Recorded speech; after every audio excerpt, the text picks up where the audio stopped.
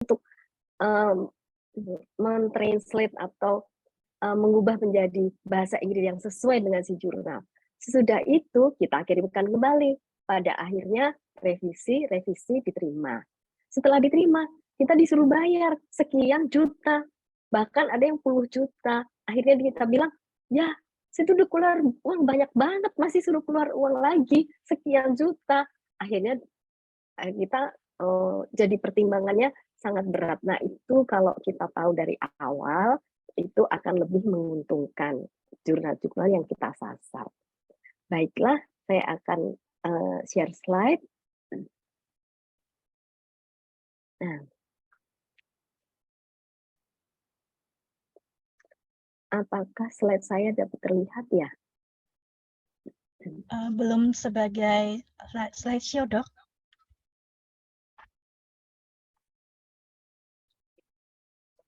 Karena ini PDF juga sih, Dok. Oh, baik.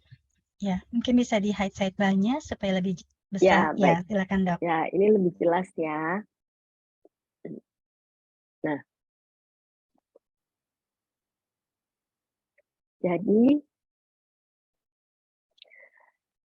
kita samakan persepsi. Apakah apa itu jurnal medis ilmiah? Kadang-kadang kayak jurnal tapi itu majalah, gitu ya. Jadi jurnal medis adalah publikasi yang melaporkan informasi medis kepada dokter dan profesional kesehatan lainnya. Biasanya kalau bukan dokter dan bukan profesional kesehatan, nggak ngerti isinya. Pembaca utamanya adalah dokter, ilmuwan, juga mahasiswa kedokteran, dan ber-ISS, ISSN atau International Standard Serial Number. Ini kalau jurnalnya itu bentuk cetak dan online, ada dua, itu harus punya dua ISSN. Kalau di World Nutrition Journal itu, kita mempunyai ISSN, tetapi untuk cetak itu bisa dibantu untuk mengirimkan surat kepada WNJ atau World Nutrition Journal untuk bisa dicetak karena kami tidak mengeluarkan cetaknya, gitu ya. Ada jurnal yang mengeluarkan cetak dan online sekaligus. Jenis-jenis artikel. Jenis-jenis artikel itu ada yang artikel penelitian. Ini semua sudah tahu ya. Artikel review. Review itu rangkuman dan menganalisis informasi yang tersedia pada topik bla bla bla, itu review artikel.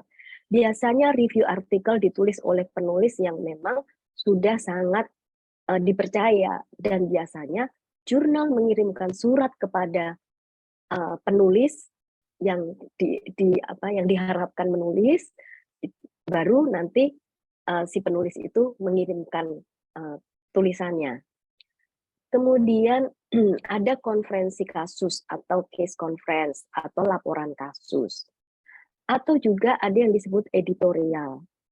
Editorial ini dalam jurnal medis adalah esai pendek yang mengungkapkan pandangan penulis. Jadi ini lebih ke opini penulis, seringkali mengenai artikel penelitian atau ulasan yang diterbitkan dalam majalah yang sama.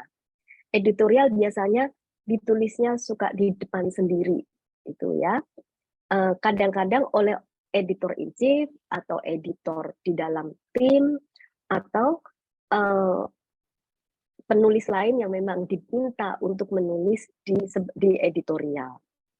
Kemudian ada juga surat kepada editor. Surat kepada editor ini biasanya surat yang penting yang dipertimbangkan akan membangun hal-hal yang informatif kepada pembaca.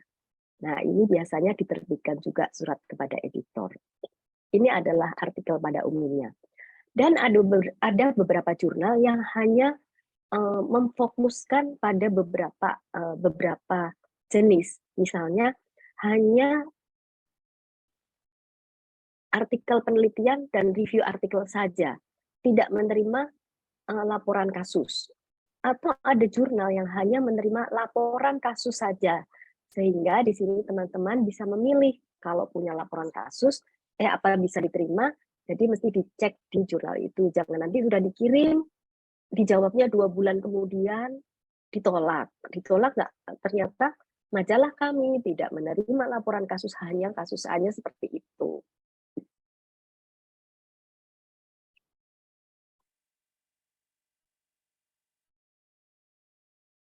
Nah, kemudian kalau kita bicara mengenai sejarah jurnal, sekitar 30.000 jurnal medis sekarang ini yang diterbitkan di seluruh dunia, banyak sekali pilihannya.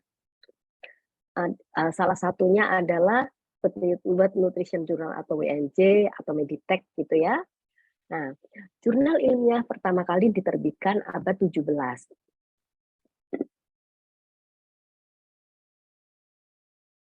Dicetak di kertas, selanjutnya dibuat menyerupai majalah. Sebagian besar diterbitkan mingguan atau bulanan yang dikirimkan ke pelanggan pada waktu itu. Kalau sekarang biasanya terbitnya tidak sering-sering banget ya, setahun sekitar 3 kali, 2 kali, atau biasanya tidak terlalu sering, tidak setiap hari atau setiap minggu gitu.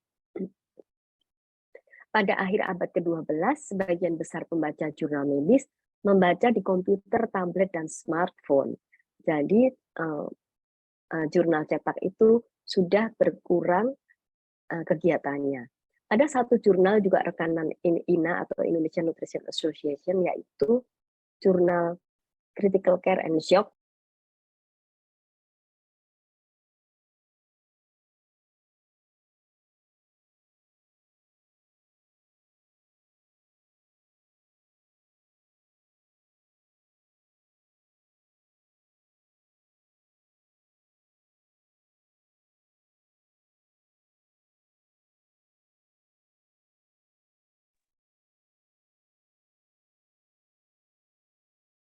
Critical Care and Shock tersebut sudah tidak diterbitkan cetak, tetapi hanya online saja, karena hal-hal ya karena ada perubahan-perubahan zaman seperti ini.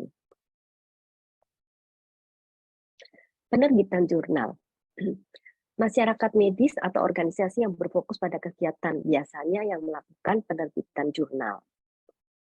Nah, artikel-artikel dalam jurnal medis yang paling banyak menjadi berita utama adalah studi penelitian, yaitu para ilmuwan melakukan eksperimen yang dirancang untuk menjawab pertanyaan tentang penyakit dan perawatan. Ini adalah mengenai isi-isi dari jurnal. Tahap review. Ada editor, yaitu memutuskan apakah manuskrip yang dikirimkan memiliki manfaat dan akan menarik bagi pembaca. Yang maksudnya adalah memutuskan nih manuskrip yang dikirimkan apakah akan kita terbitkan, biasanya dipertimbangkan oleh tim editor. Kemudian peer review. Peer review adalah sekelompok ahli yang mempunyai spesialisasi dalam bidang kedokteran yang sama dengan penulis penelitian. Jadi dipilih nih yang sesuai dengan penulis penelitian untuk membaca dan menilai kualitas dan keakuratan naskah. Jika penelitian dinilai sangat kurang, akan direkomendasikan untuk tidak diterbitkan. Biasanya ini reviewer ini independen. Jika penelitian bagus, biasanya bisa diterima, bisa dipublikasikan langsung atau dengan koreksi sedikit. Kemudian dikirimkan kepada penulis. Nah, barulah penulis merevisi atau membuat perubahan sesuai dari saran dari peer review. Di World Nutrition Journal kita mempunyai 2 peer review untuk satu manuskrip. Jadi tim editor menentukan, kemudian dikirim kepada 2 peer review, kedua peer review yang mempunyai kompetensi yang sama dengan penulis atau isi tulisan, kemudian memberikan responnya, baru dikembalikan ke penulis. Mengenai pembiayaan, ada 2, yaitu dibiayai oleh orang yang berlangganan, yaitu membebankan biaya berlangganan untuk menutupi biaya produksi dan menghasilkan keuntungan, gitu ya. Yang kedua, akses terbuka atau open access, ini tidak membebankan biaya kepada yang mendownload, tetapi biasanya yang harus membayar adalah yang mempublikasikan manuskrip atau di jurnal tersebut. Jadi ini bisa dicek di awal, apakah berlangganan atau open access. Atau ada juga yang mengirimkan bayar, tetapi mengambil jurnalnya juga bayar. Itu bisa dicek lagi. Nah, hati-hati teman-teman, ada yang disebut jurnal predator. Itu merupakan publikasi abal-abal untuk menghasilkan uang. Nah, jadi jurnal predator ini ngirim surat nih, dia ngirim surat nih kepada para ilmuwan. Bisa dicek di internet ya, siapa yang sering nulis. Nah, biasanya dikirimin surat, ayo dong nulis di tempat saya gitu. Tapi ternyata tidak diterbitkan. Nah, ini keterangannya yaitu jurnal predator secara agresif mengumpulkan manuskrip dari para ilmuwan yang ingin mempublikasikan karya mereka dan bersedia membayar untuk hak istimewa. Dalam banyak kasus, editor di jurnal predator tidak memasukkan manuskrip melalui peer review atau memeriksa keakuratannya. Bahkan mungkin sulit bagi seorang ilmuwan untuk menentukan apakah jurnal medis itu sah atau predator, meskipun yang penuh dengan kesalahan ketik dan kesalahan tata bahasa itu dipublikasi gitu. Jurnal internasional. Disebut jurnal internasional jika Dewan Redaksi atau Editorial Board-nya itu berasal dari minimal 4 negara dan merupakan ahli di bidangnya. Kemudian terindeks internasional di Scopus Web of Science atau database jurnal internasional lainnya yang menjadi pertimbangan oleh Dirjen Dikti.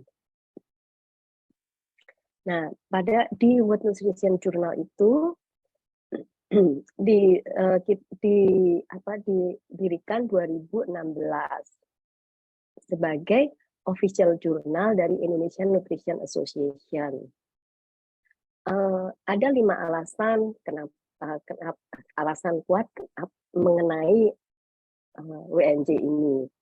Kita berpeer review, kemudian menggunakan operating journal system, juga oleh di review oleh expert dan dipublikasi. Sekarang sudah ada di indeks cross-site metadata, Google Scholar, DOAJ, BASE, dan lain sebagainya. Sintanya S4 ya. Nah, ini adalah editorial tim kami. Ya, di sini ada yang dari Malaysia. Untuk teman-teman yang pernah ikut Nutri Indonesia, pasti sudah sering ketemu oleh beliau-beliau ini. Prof. Saptawati sebelumnya adalah chief dari editor in chief, tapi beliau berpulang, kemudian saya yang menggantikannya. Semoga saya bisa memajukan PNJ seperti beliau. Kemudian ini adalah list of reviewer kami. Ya, pasti juga banyak kenal ya teman-teman di sini kalau yang sudah pernah ikut Nutri Indonesia atau mengirimkan ke World Nutrition Journal. Terima kasih, semoga bermanfaat.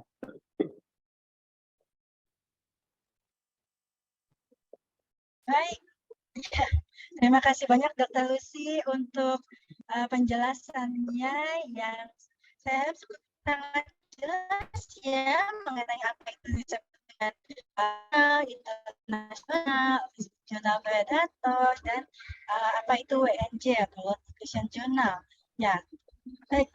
Selanjutnya kita akan mendengarkan paparan dari Dr. Leilani Lestarina Muhadi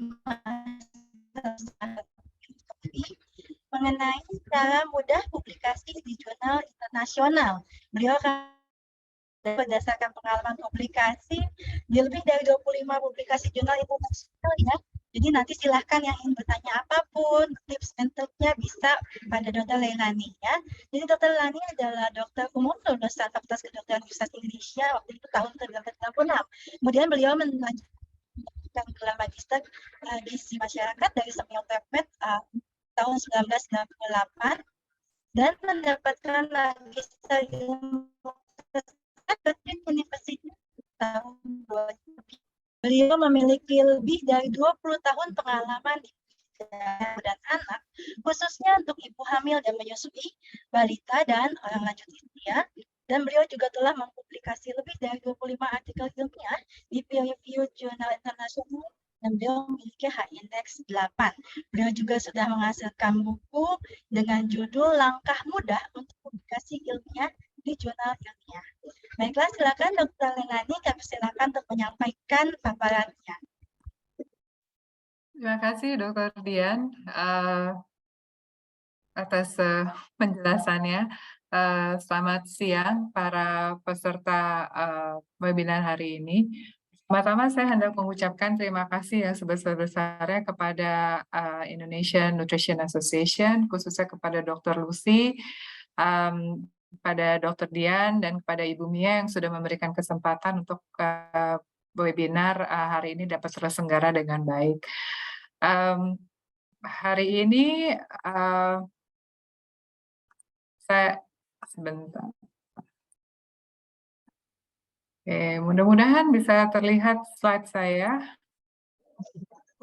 Sudah Dok, tinggal di slideshow. Iya, jadi pada hari ini ada beberapa agenda yang akan saya sampaikan. Yang pertama adalah aspek penting dalam publikasi ilmiah, kemudian tips penting juga dalam publikasi ilmiah, pesan untuk sahabat, jadi untuk para peserta hari ini. Lalu mungkin ada sharing sedikit pertanyaan-pertanyaan yang sedang sering ditanyakan untuk publikasi ilmiah di jurnal internasional. Ada beberapa aspek penting yang harus diperhatikan dalam publikasi artikel ilmiah. Yang pertama, menentukan dulu tujuan penulisan dan siapa yang harus berkontribusi terhadap artikel tersebut. Dan sebaiknya ini dilakukan di fase awal, karena kalau dilakukannya di akhir, nanti bingung bentuk tulisannya seperti apa, kontributornya siapa aja. Lalu kemudian memilih 3-5 jurnal yang akan dituju untuk publikasi artikel ini. Nanti akan saya bahas kira-kira tipsnya. Lalu mengikuti dengan seksama petunjuk persyaratan artikel ilmiah yang ditunjukkan oleh jurnal yang dituju. Tadi sudah disampaikan oleh Dr. Lucy, ada beberapa tahapan dan itu harus diperhatikan. Melakukan tindak lanjut setelah artikel ilmiah dimasukkan ke jurnal. Dan yang terakhir adalah menginformasikan artikel ilmiah yang baru dipublikasi ini melalui sosial media. Hal ini terutama sangat berpengaruh untuk generasi sekarang, karena yang ingin cepat mensosialisasikan hasil publikasinya. Nah, mengapa artikel ilmiah sebaiknya dipublikasi? Berdasarkan kebutuhan teori Maslow, saya berusaha untuk melihat juga tujuan atau alasan mengapa artikel ilmiah dipublikasi. Alasan yang paling sering kita dengar adalah sebagai prasyarat kelulusan atau kenaikan pangkat. Tetapi ada juga tujuan lain, yaitu untuk memenuhi persyaratan kerjasama ilmiah, baik dengan pihak sponsor penelitian atau sponsor kerjasama, ataupun untuk grant atau hibah. Dan tujuan yang paling tinggi adalah untuk aktualisasi diri, karena ingin membagi hasil pengetahuan atau hasil penelitian atau hasil telaah ilmiah kepada ilmu pengetahuan secara umum.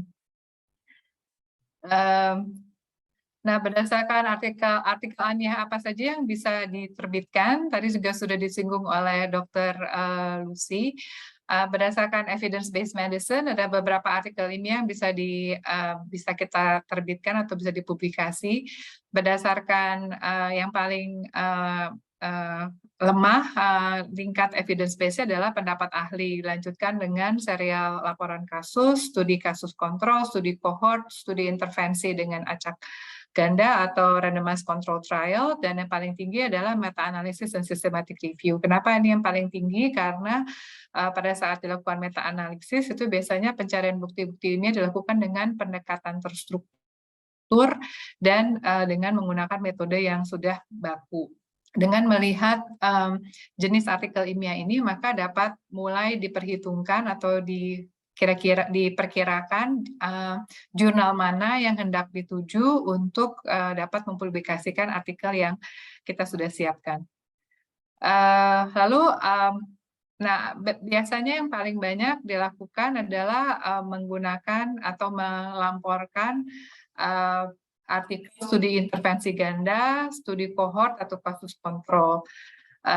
Tetapi sekarang juga banyak peneliti-peneliti muda yang melakukan meta-analisis systematic review karena ini penting juga untuk mengetahui scope atau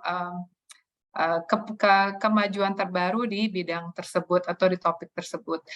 Untuk sebagai tips untuk melaporkan uji intervensi dalam publikasi ilmiah, yang perlu kita perhatikan adalah cara penulisan manuskrip pada publikasi ilmiah tidak sama dengan tesis, karena biasanya banyak sekali setelah selesai kemudian harus melakukan publikasi. Perbedaannya adalah pada tesis biasanya harus dijelaskan secara menyeluruh mengenai alasan-alasan dipilih suatu populasi atau dipilih suatu intervensi tertentu. Tetapi pada penulisan manuskrip, maka yang harus dilakukan adalah menyampaikan intisari dari penjelasan ini, karena beberapa jurnal itu memiliki keterbatasan dari jumlah kata-kata. Jadi tidak bisa sampai lebih dari misalnya 3.000 kata atau 5.000 kata, jadi tesis yang sudah ada harus di-reformat sehingga bisa sesuai dengan kebutuhan dari jurnal tertentu. Nah, sebagai semacam pedoman, kalau dilihat dari persentase total isi, maka pendahuluan tuh hanya sekitar 15%, metodologi 10%, dan penting untuk mencantumkan kalkulasi sampel, karena ini untuk melihat dari kekuatan atau kesahihan uji yang sudah dilakukan. Kemudian presentasi terbesar biasanya adalah pada hasil, karena ini adalah sesuatu yang kita ingin sampaikan untuk menambah ilmu pengetahuan atau menambah pengetahuan di bidang tersebut. Lalu diskusi sekitar 30% dan kesimpulan hanya sedikit saja, sekitar 5%. Nah, kemudian hasil yang harus diperhatikan dalam mempublikasi review, hal-hal yang review yang tadi saya sudah sampaikan, yang review yang paling tinggi adalah systematic review, dan ada beberapa persyaratan untuk melakukan systematic review. Yang pertama adalah harus ada pertanyaan ilmiah, jadi harus ada research questions yang kemudian menjadi dasar kenapa systematic review itu dilakukan. Kemudian harus ada protokolnya harus diregistrasi, kemudian pencariannya juga harus dilakukan secara sistematik, ekstraksi datanya juga harus sistematis, dilakukan analisa bias dengan banyak metodologi, kemudian hasilnya harus disintesa sesuai dengan pakem tertentu. Jadi systematic review itu memang paling ruwet, tetapi dia akan memberikan banyak gambaran secara lebih aktual atau lebih objektif. Ada beberapa review lain yang sifatnya tidak seketat systematic review. Yang pertama adalah scoping review. Jadi pada scoping ini tujuannya adalah mengidentifikasi berdasarkan informasi yang sudah ada, gap apa atau kekosongan apa yang harus ditambahkan. Nah, ada beberapa persyaratan bisa dilihat di sini yang tidak seberat systematic review. Yang terakhir adalah narrative review. Narrative review ini sifatnya hanya mengidentifikasi dan mengumpulkan artikel terhadap topik tertentu untuk mencapai suatu kesimpulan. Walaupun bukan sistematik, tapi banyak jurnal yang mengharuskan kita untuk mengisi prisma diagram. Jadi pada prisma diagram ini dapat dilihat pencariannya dilakukan dengan database apa, berapa banyak yang dicari, berapa banyak yang di-exclude, berapa banyak yang di-include, dan seterusnya dan seterusnya. Kemudian berikutnya adalah cara memilih jurnal ilmiah. Yang pertama tentu mencari jurnal yang sesuai. Nah, bagaimana cara mencari jurnal yang sesuai? Dulu sebelum era digital mungkin agak sulit karena harus pergi ke perpustakaan untuk melihat jurnalnya apa aja di perpustakaan. Tapi sekarang udah lebih mudah dengan secara elektronik. Kita punya yang namanya Journal Finder. Jadi ini hampir sama seperti Google Scholar atau Google Search Engine. Contohnya adalah Elsevier dan Jane Biosemantics. Maaf, sebentar. Kemudian menentukan 3 jurnal yang hendak dituju, karena ini akan mempercepat kita untuk melihat atau memformat jurnal sehingga tidak sudah jelas kalau ini jurnal satu tidak berhasil, kemudian pindah ke jurnal berikutnya, dan kalau tidak berhasil pindah ke jurnal berikutnya lagi. Nah, untuk menentukan 3 jurnal ini ada 2 hal yang bisa dipertimbangkan. Yang pertama adalah impact factor. Nanti kita bicara mengenai impact factor, itu merupakan lebih ke arah seberapa prestigious-nya jurnal yang dituju.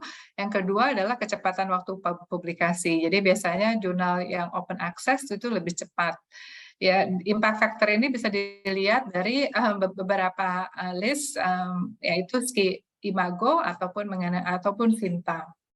Lalu yang ketiga adalah yang mungkin jarang dilakukan, kita tidak langsung memformat artikel atau meng-apply ke jurnal yang dituju, tetapi menghubungi editor jurnal-jurnal tersebut dan dengan meng-email abstrak untuk mengetahui apakah ada manuskrip kita sesuai dengan vision mission atau tujuan dari jurnal tersebut.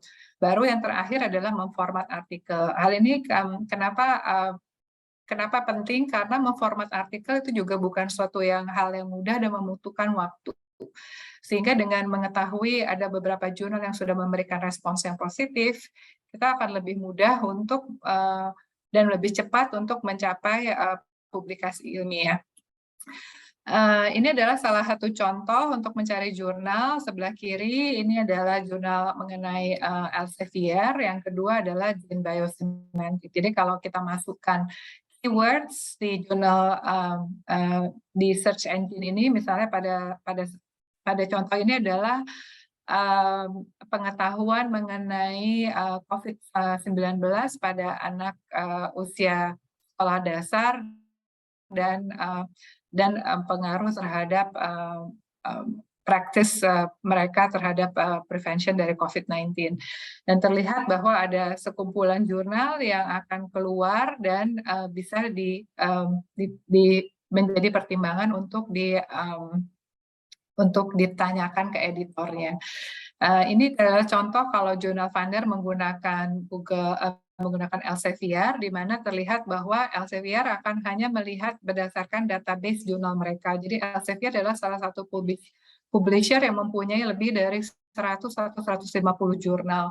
Dengan memberikan kata kunci tadi, mereka akan memberikan option, misalnya pada kegiatan ini ada 3 option, jurnal dengan kurang lebih side score atau impact factor berapa, dan acceptance rate-nya berapa, kemudian waktu untuk first decision-nya berapa lama, dan bisa ditentukan. Mungkin kita akan coba yang ada di tengah, jadi impact factor tidak terlalu tinggi atau side score tidak terlalu tinggi, tapi waktu untuk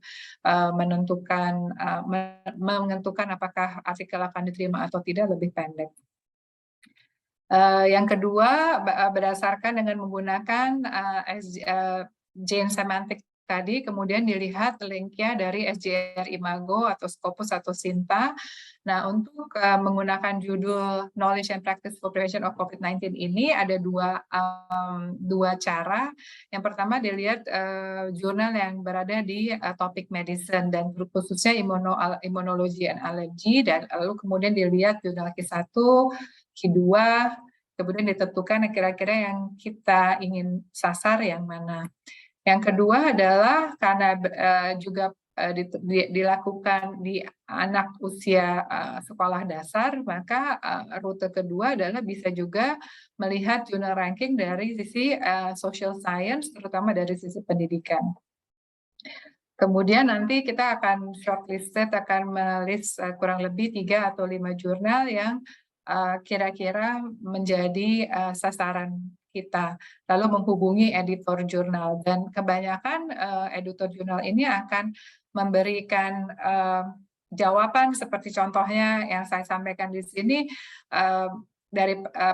Daripada untuk menghindari terlalu berlama, maka kami menyarankan bahwa artikel Anda disubmit ke jurnal lain. Jadi hal ini sangat membantu sehingga kita akhirnya akan mensubmit hanya ke jurnal yang kurang lebih memberikan indikasi akan menerima artikel kita. Nah, siapa yang harus menulis ke jurnal ini? Biasanya yang menulis adalah penulis utama atau penulis terakhir atau penulis koresponden. Bagaimana cara untuk menentukan urutan penulis? Ya, terutama kalau penulis atau kontributornya lebih dari 3 atau 4 orang, biasanya bingung. Salah satu contohnya adalah menggunakan skor kontribusi. Nah, tentu skor ini 0 sampai 10, kemudian bisa dilihat apakah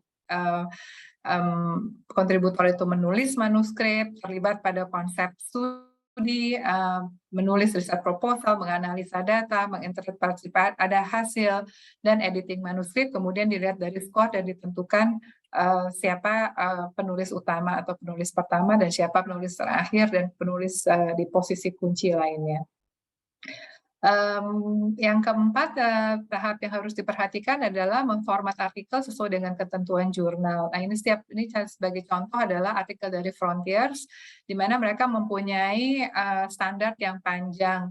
Jadi setiap jurnal memiliki format tersendiri, semakin tinggi impact factor-nya biasanya mereka semakin partikular, jadi biasanya harus ada nomor garis, spasinya tertentu, jumlah kata tertentu, jumlah halaman tertentu, jumlah tabel tertentu, jumlah visual tertentu, kemudian harus dijelaskan kontribusi dari masing-masing penulis apa. Yang paling penting kalau studinya adalah intervensi, harus mendapat approval dari ethics committee. Bahkan sekarang studi bukan intervensi saja juga kebanyakan jurnal juga meminta ethical approval dari ethics committee.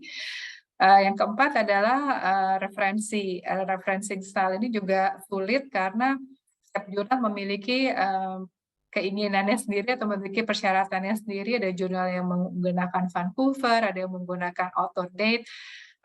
Banyak penulis pemula yang melakukan ini secara manual, tapi sebetulnya ada yang namanya citation manager yang berbayar, itu contohnya EndNote, yang tidak berbayar contohnya Mendeley. Itu biasanya lebih dengan menggunakan citation manager ini maka akan lebih cepat untuk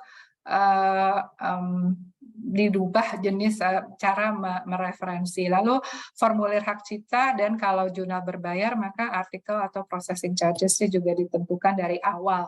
Ini yang tadi disampaikan oleh Dr. Lucy. Jadi kalau open access biasanya mereka dari awal sudah bilang kalau artikel jenis ini maka artikel processing charges-nya sekian. Kalau jenisnya berbeda, artikel processing charges-nya berbeda. Tapi kalau jurnal predator biasanya kebalikannya, mereka ingin dibayar lebih dahulu dan tapi tidak diterbitkan nanti publikasinya.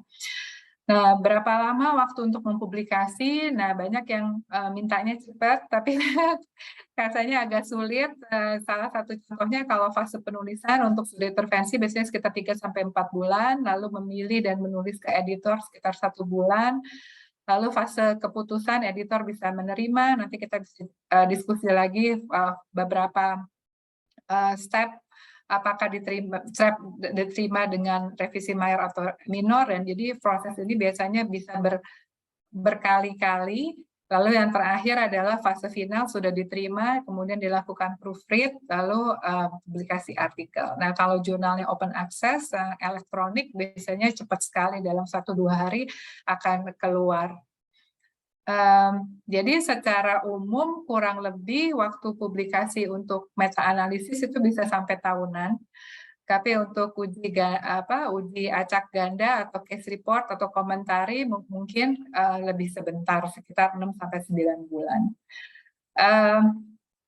Setelah artikel dimasukkan, maka harus ditindaklanjuti karena artikel jurnal ilmiah itu menerima ribuan artikel setiap hari.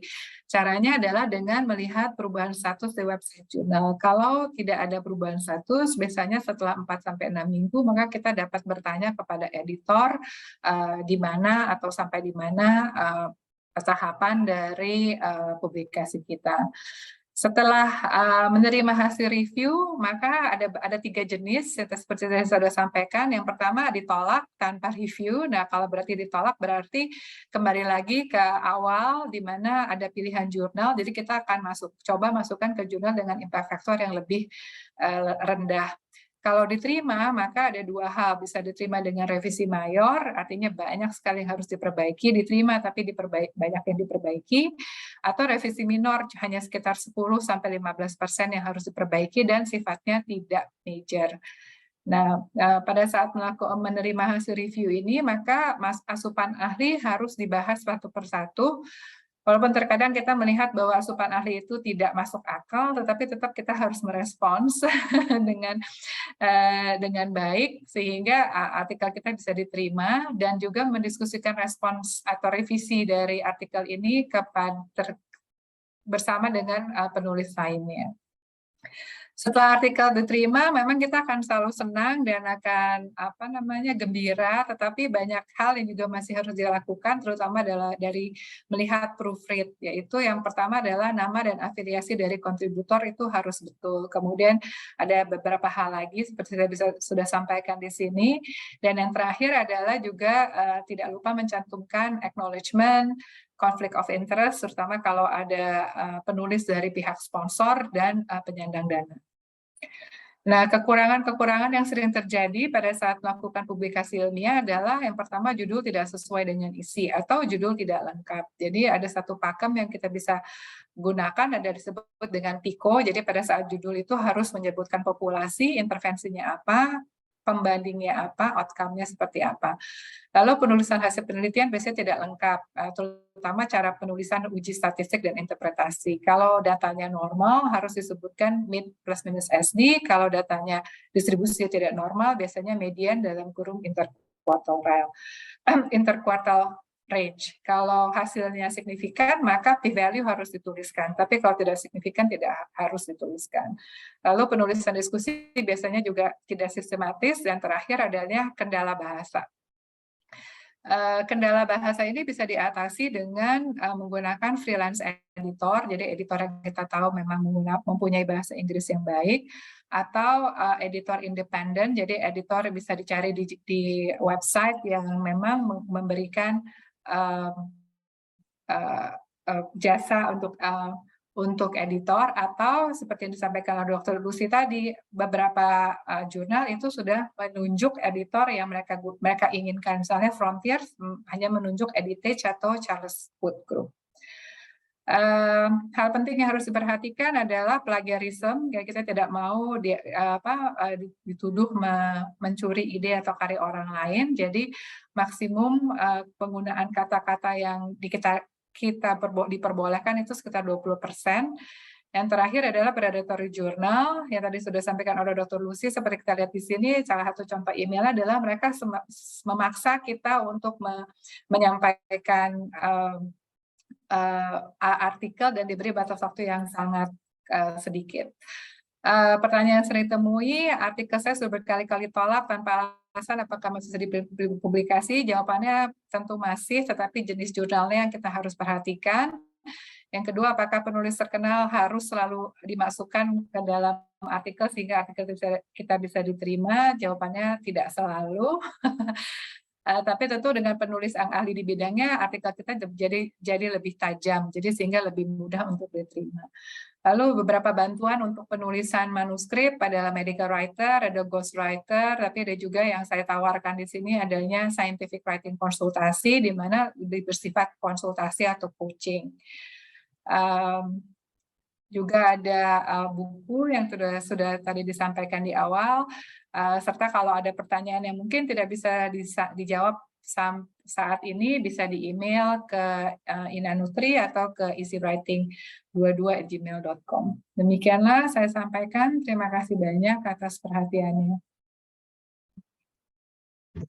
Baik, terima kasih banyak Dr. Melani atas pemaparan yang sangat bermanfaat ya, sangat informatif untuk para penulis yang ingin mensubmit membuat manuskrip ke jurnal ya.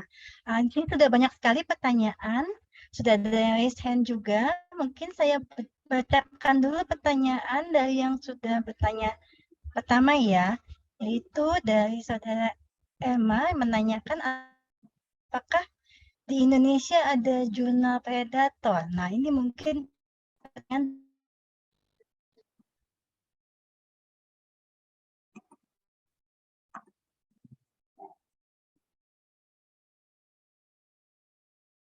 Dr. Lucy masih mute. Oh, iya. Saya juga kehilangan suara Dokter Dian.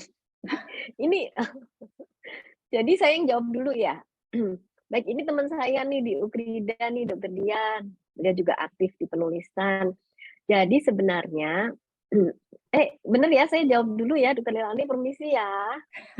Iya, saya Jauh-jauh dari persilakan Singapura. Dr. Lucy Jauh dari pertanyaannya. Singapura. Ya. Nomor 2 jawabnya. Baik, jadi gini Bu Erma, kalau kita bilang di Indonesia apa bukan, saya juga tidak tahu ya. Sekarang kita susah ya di Indonesia atau tidak ya. Karena apakah ada yang tahu Dokter Leilani sekarang sedang ada di Orchard Road di kafe? Enggak ya, enggak di kafe tapi di Singapura pastinya gitu ya. Nah, kalau ingin tahu apakah jurnal itu predator atau bukan, bisa juga dicari di situsnya namanya predatoryjournals.com. Kayaknya ada beberapa juga yang lain. Nanti kalau klik di googling aja juga ada. Cari jurnal predator di mana gitu ya. Nah, tahun 2021 itu sudah ada 50 jurnal yang dicurigai predator. Mereka juga tidak bisa bilang ini predator atau tidak, tapi dikelompokkan gitu ya. Namanya juga keren-keren, misalnya Acta Medica International. Kita tahu banget Acta Medica ya. Ini dengan ada internasionalnya ternyata ini diduga predator. Kemudian Asia Pacific Journal of Multidisciplinary Research. Ini juga kayaknya kok ilmiah banget, tapi ternyata itu predator.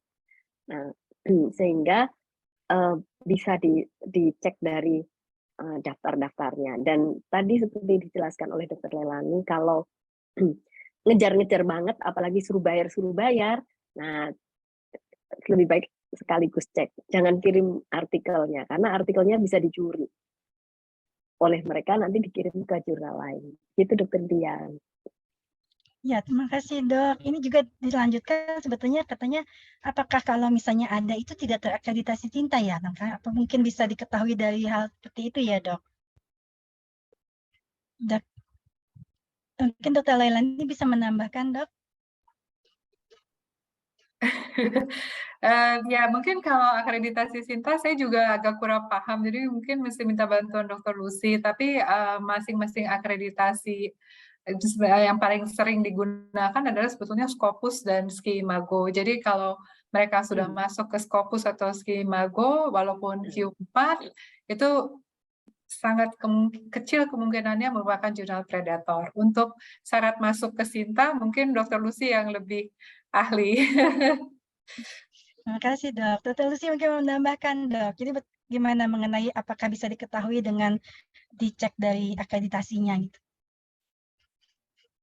Kalau Sinta itu memang hanya menyampaikan jurnal yang bisa dipercaya gitu. Yang nggak dipercaya dia nggak akan masukkan. Terbaliknya seperti itu. Ya, setuju ya Dr. Lucy dengan Dr. Leilani tampaknya setuju bahwa kalau mau mencari jurnal yang tidak predator sebaiknya memang yang sudah terakreditasi. Jadi kalau yang jurnal nasional kita cek di akreditasi Sinta, kalau dia sudah ada di Sinta berarti bukan jurnal predator, dan demikian juga kalau terakreditasi di akreditasi internasional seperti Imago tadi ya Dr. Leilani atau Scopus ya. Baik, terima kasih. Apakah sudah cukup jelas? Mudah-mudahan sudah cukup menjawab. Jelas Dok, jelas. Baik, terima kasih. Selanjutnya pertanyaan kedua masih dari chat dulu ya, Pak Saudara Dipo, mohon izin. Nanti kesempatan ketiga. Ya, pertama kedua adalah dari Bu Lilis Heri. Ini ada 3 pertanyaannya kalau nggak salah nih bersambung. Pertanyaan pertama adalah Dr. Leilani pasti dari slide-nya tadi. Kenapa 3 jurnal? Ya, kemudian yang kedua tadi waktu Dr. Leilani menjelaskan mengenai Journal Finder, mereka memberi contoh 2 Journal Finder ya. Jadi pertanyaannya apakah 2 Journal Finder ini memang hanya untuk medis? Dan pertanyaan ketiga adalah bila ada jurnal meminta menggunakan Vancouver Style. Nah, saat cari di Mendeley itu stylenya tidak ada. Nah, apakah ada istilah lain untuk style tersebut mungkin, Dok? Terima kasih. Silakan Dr. Leilani. Ya, makasih Dr. Dian. Jadi untuk pertanyaan yang pertama itu kenapa 3 jurnal? Sebetulnya bisa juga 5, cuman nanti makin banyak pilihan makin bingung. Jadi biasanya saya sarankan hanya 3 saja. Terus kemudian apakah jurnal Finder ini juga hanya untuk medis atau untuk yang lain? Elsevier itu adalah penerbit yang sangat luas. Jadi dia juga menerbitkan bukan hanya untuk medis, tapi juga untuk ekonomi, untuk teknis. Jadi biasanya juga mencantumkan jurnal-jurnal yang di luar medis, tetapi keterbatasannya hanya jurnal yang diterbitkan oleh Elsevier. Jadi kalau dipakai oleh penerbit lain, biasanya tidak ada di Elsevier Finder. Tapi kalau Jensen Biosemantik lebih umum sifatnya, jadi biasanya jurnal apa saja bisa di search di situ. Kemudian yang ketiga untuk styling, referensi style ya, biasanya yang banyak digunakan adalah Vancouver, sama author date. Jadi biasanya Mendeley juga harusnya ada Vancouver style. Ya, baik. Terima kasih, Dr. Leilani. Saya setuju. Setahu saya di Mendeley ada ya Vancouver style. Mungkin kalau misalnya tergantung jurnalnya, ada Vancouver. Itu berbagai style juga ya, Dr. Leilani ya. Jadi ada yang dengan bracket, ada yang without bracket gitu ya. Mungkin itu bisa dipilih gitu di Mendeley-nya. Ya, itu di Mendeley-nya harus direformat lagi. Jadi beberapa jurnal yang bilang kalau lebih dari 6, kita hanya menyebutkan 3. Ada beberapa jurnal yang bilang, oh enggak, lebih dari 3, hanya disebutkan 3. Nah, itu tidak bisa tidak bisa dilakukan secara langsung oleh referential style. Jadi manager, jadi harus kita secara manual membuat peraturan itu sendiri di citation manager. Ya. Jadi bisa di custom gitu ya, Dok? Bisa di custom, betul. Kasih. Mungkin Dr. Luciana mau menambahkan, Dok? Silakan. Tips Tidak untuk hal ini. Ya kalau Mendeley itu yang gratis ya. Kalau yang bayar kayaknya lebih bagus. Karena teman-teman asing saya pada banyaknya pakai yang berbayar. Contohnya apa nih, Dok? Contoh banyak kok yang berbayar. Jadi memang ada berbagai citation manager, itu ada beberapa ya, beberapa aplikasi baik yang berbayar maupun yang tidak berbayar itu bisa selain Mendeley juga setahu saya ada Zotero ya, kalau nggak salah itu juga tidak berbayar. Terima kasih banyak Dr. Lucy dan Dr. Leilani, mudah-mudahan sudah cukup menjelaskan Ibu Lilis Heri. Ya, sudah. Terima kasih, Dok. Terima kasih banyak. Selanjutnya kami persilahkan yang sudah raise hand dari tadi, silakan Saudara Dipo Wicaksono untuk menyampaikan pertanyaan secara langsung. Silakan Mang Andi. Oke. Selamat siang. Assalamualaikum warahmatullahi wabarakatuh. Ya, terima kasih kepada Dr. Dian, Dr. Lucy, dan Dr. Liliana. Saya izin bertanya kepada dua narasumber, kepada Dr. Luciana dan Dr. Leilani. Yang pertama untuk Dr. Luciana, Dok. Saya memiliki permasalahan ketika ada jurnal bereputasi DOAS, ketika kita masukkan ke dalam Google Scholar, tetapi kadang-kadang kalau kita masukin itu tidak ada citasinya, jadi tidak ada website-nya. Misalnya kalau kita masukin Google Scholar secara manual, ketika kita klik, dia itu tidak langsung terlempar ke dalam website-nya. Jadi tidak masuk dalam artikel yang sudah kita upload. Itu yang pertama. Lalu yang kedua adalah apakah DOAS atau memang bereputasi DOAS atau Sinta itu apakah memang akan satu keterikatan antara Sinta dengan Google Scholar. Jadi kalau kita masukin di Google Scholar, apakah nanti di Sinta itu apakah ada? Apakah kalau kita masukin di Sinta, apakah nanti di Google Scholar itu ada? Itu untuk pertanyaan Dr. Luciana. Nah, lalu untuk Dr. Liliana, maaf ini banyak, Dok. Yang pertama ini, Dok. Tadi dokter menekankan bahwa ada editor yang menjelaskan bahwa kita diperbolehkan untuk melakukan upload publikasi ke jurnal lainnya.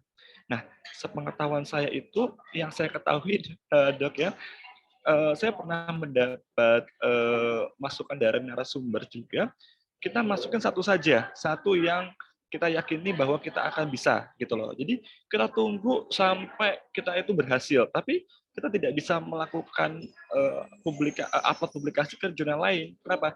Karena ternyata misalnya kita memasukkan 3 jurnal, satu jurnal di 3 publikasi, ketika kita sudah masukin di publikasi yang pertama, lalu yang kedua, yang ketiga, lalu yang kedua itu diterima, nanti yang pertama ketiga itu diterima, kita akan di blacklist. Nah, apakah itu benar, Dok? Gitu ya. Yang pertama. Lalu yang kedua, untuk kebetulan kalau untuk di SJR di Simago itu, apakah jurnal dengan akreditasi Q1, Q2, Q3, Q4 sampai Q5, apakah memang benar dilihat dari nilai SJR-nya gitu?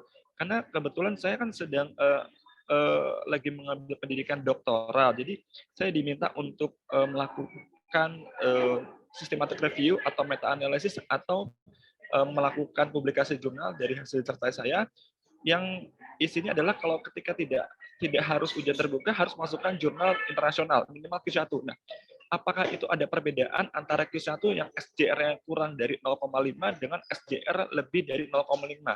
Apakah nilainya itu apakah sama apa tidak? Seperti itu. Terima kasih, Dok. Baik, terima kasih pertanyaannya ya. Jadi silakan mungkin Dr. Lucy bisa menjawab yang awal, Dok. Dr. Lucy masih mute. Maaf. Ya. Jadi ya terima kasih pertanyaannya. Jadi ada beberapa pertanyaan tadi. Pertanyaannya yang saya ingat dulu yang saya jawab ya. Untuk diupdate di Sinta harus daftar di Sinta. Jadi tidak ada kaitan Google Scholar dan Sinta ya. Jadi harus daftar dua-duanya. Nah ini ahlinya Dr. Leilani nih sebetulnya. Saya jawab ininya aja. Jawaban iya enggaknya. Kemudian kalau masuk artikel yang sudah di Google Scholar, harusnya waktu diklik itu masuk ke website jurnalnya, harusnya. Kalau tidak, kita bisa minta tolong ke publishernya untuk hal-hal seperti ini. Itu sih yang bisa saya jawab, Dr. Dian. Ya, baik. Terima kasih, Dr. Lucy. Mungkin Dr. Leilani mau menambahkan selain juga untuk menjawab pertanyaan berikutnya, Dok. Ya, jadi memang seperti yang Dr. Lucy sampaikan tidak ada hubungannya antara Sinta sama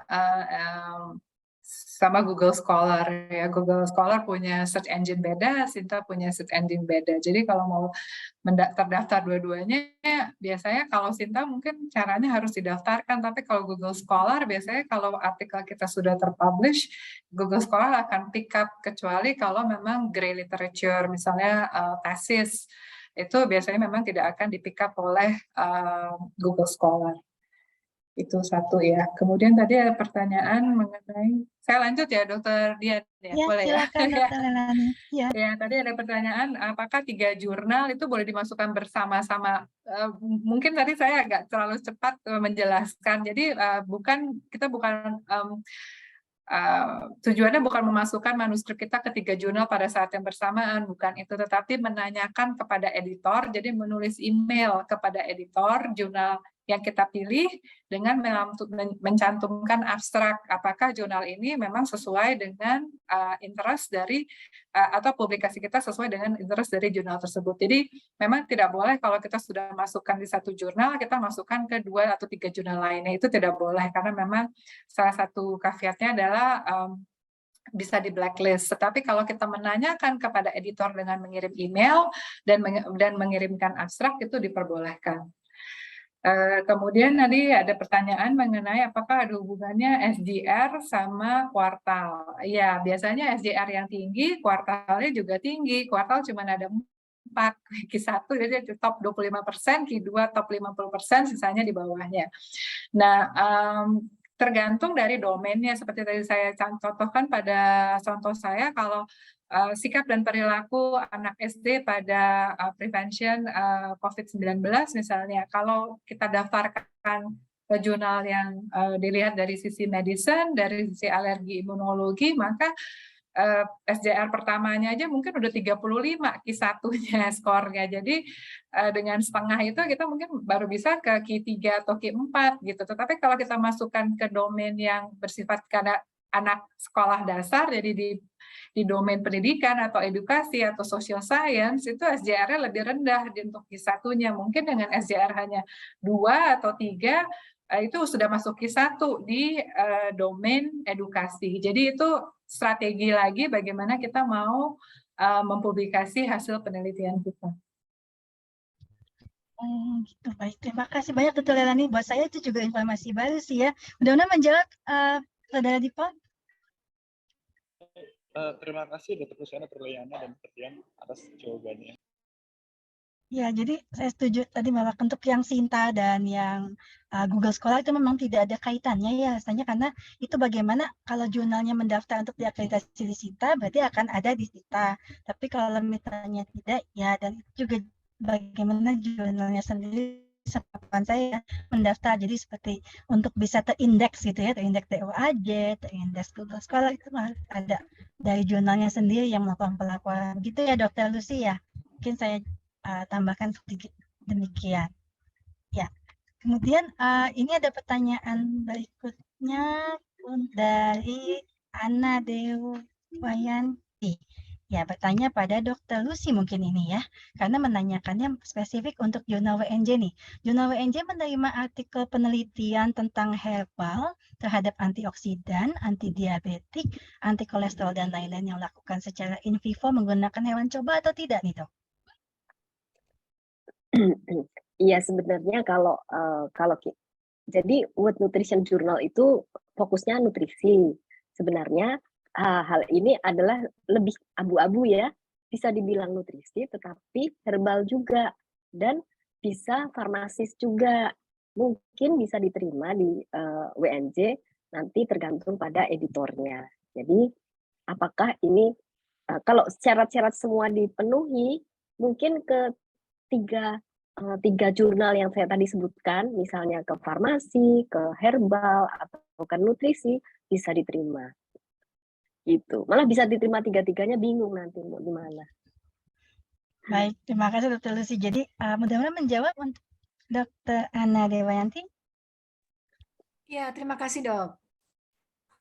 Ya, selanjutnya saya mungkin mengingatkan para peserta nih, karena mungkin asik sekali ya memang kita ya diskusi dengan para pakar di sini.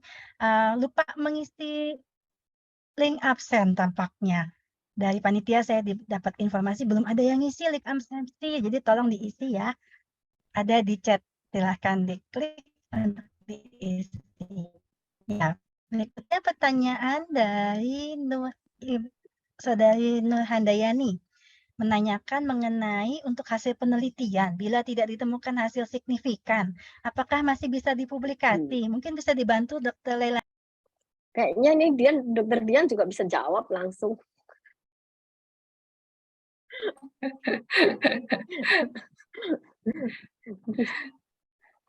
Dr. Dian dulu dijawab supaya apa jawab bareng? Iya. Supaya jawaban saya politically correct. Nggak apa-apa Dr. Leilani yang sebagai pakarnya di sini, yang sebagai yang berhasil selalu bisa menulis gitu ya sampai bisa dipublikasi. Jadi ini mungkin sebetulnya mintanya tips dan triknya nih, kalau tidak signifikan tapi ingin dipublikasi, tips and triknya gimana? Mungkin lebih tepatnya itu dok. Nah, itu lebih.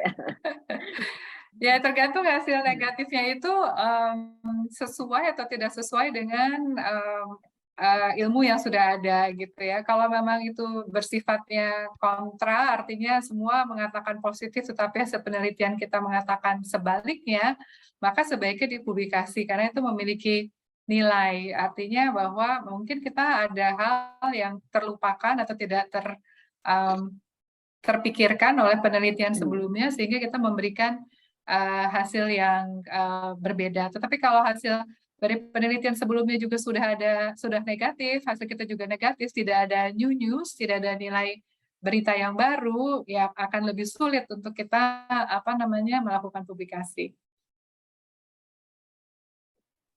Terima kasih Dr. Leilani. Kalau Dr. Lucy mungkin mau menambahkan dok tips and triknya bagaimana nih supaya seandainya hasil penelitian tidak signifikan mau Kak?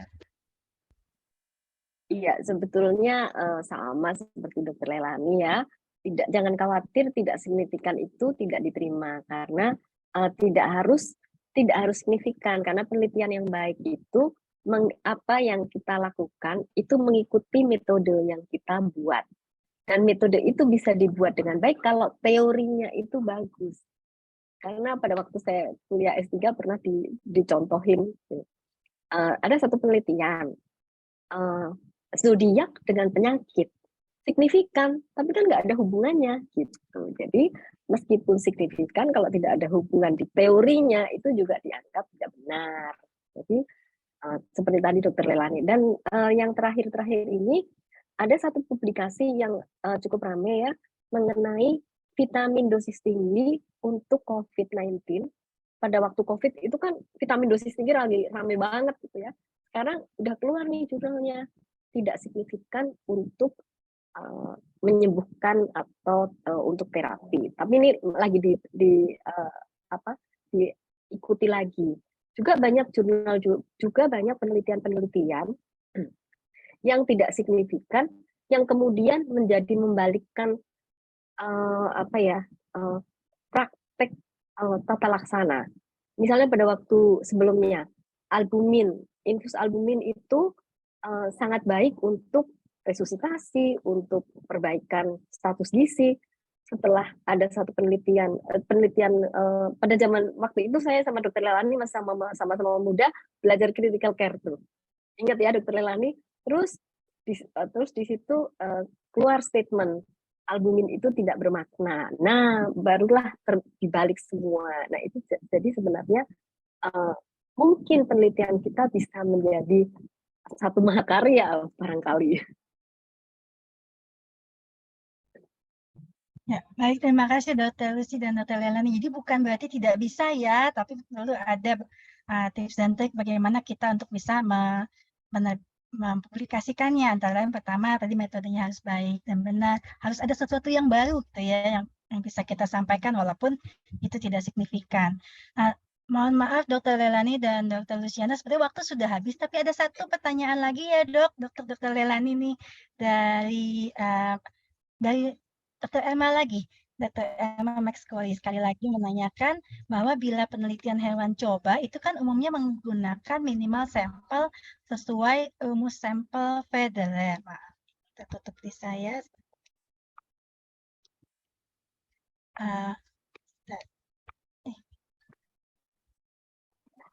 Lanjutannya, apakah untuk jurnal internasional? Iya, benar. Apakah untuk jurnal internasional sampelnya harus banyak, Dr. Leilani? Bagaimana, Dok?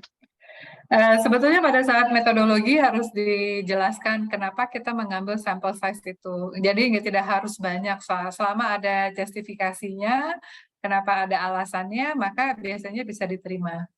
Tapi kalau sampel size karena perhitungan sampel size tidak adekuat, nah itu biasanya menjadi kelemahan tersendiri. Atau sudah dihitung misalnya pemerlukan 50, tapi ternyata hanya mencapai separohnya, itu juga harus, biasanya masih bisa diterima, tapi disebut sebagai dalam diskusi sebagai limitasi dari paper itu.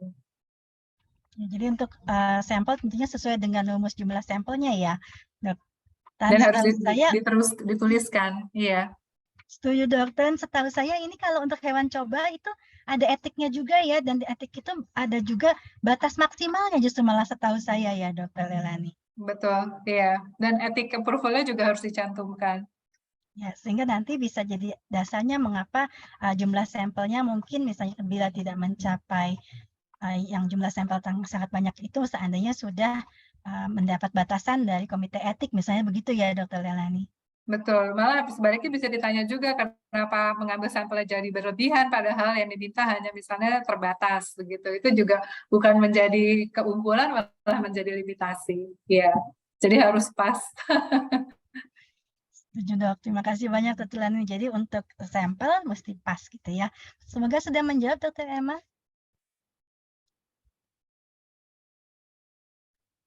Sudah Dok, sudah. Makasih. Baik, terima kasih. Ya, terima kasih banyak pada kedua kedua pakar kita, Dr. Luciana dan Dr. Leilani yang sudah berbagi tips and trik bagaimana nih kiat-kiatnya untuk kita bisa melakukan publikasi di jurnal internasional. Ya, mudah-mudahan dengan webinar ini bisa bermanfaat bagi seluruh peserta pada hari ini dan semuanya bisa berhasil untuk mempublikasikan hasil penelitiannya dalam jurnal internasional, terutama yang bereputasi. Ya, sekali lagi terima kasih pada kedua pakar, Dr. Luciana dan Dr. Leilani.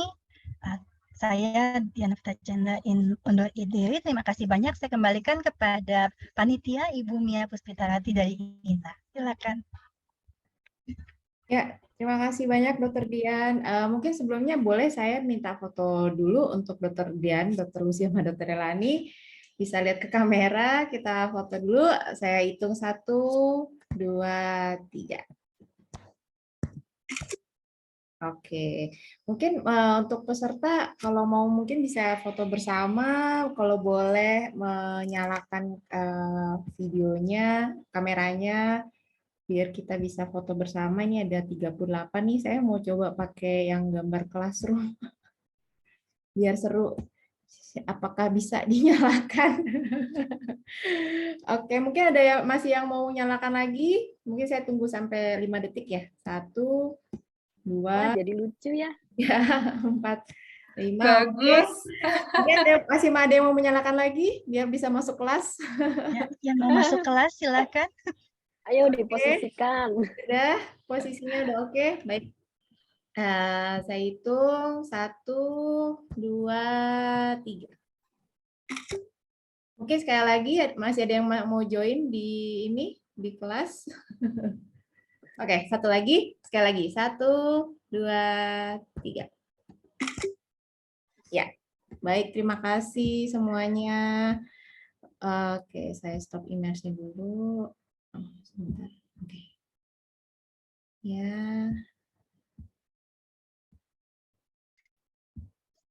Ya, baik. Demikianlah acara webinar pada hari ini. Saya ucapkan terima kasih kepada Dr. Lucy dan Dr. Leilani sebagai narasumber, beserta Dr. Dian Novita selaku moderator, dan kepada seluruh peserta yang telah mengikuti acara pada siang hari ini sampai dengan selesai. Semoga acara ini memberikan manfaat bagi semuanya, dan akhir kata kami mohon maaf apabila ada kekurangan dalam penyelenggaraan acara ini. Kami mengingatkan kembali untuk peserta mengisi link absensi, nanti sertifikat akan kami kirimkan by email kepada peserta yang telah mengisi link absensi tersebut, termasuk juga recording dari webinar hari ini. Baik, sekian dari kami. Wassalamualaikum warahmatullahi wabarakatuh. Terima kasih semuanya. Terima kasih Dr. Dian, Dr. Lucy. Iya, terima kasih. Sama-sama, terima kasih. Terima kasih dok, izin live. Silakan, terima kasih.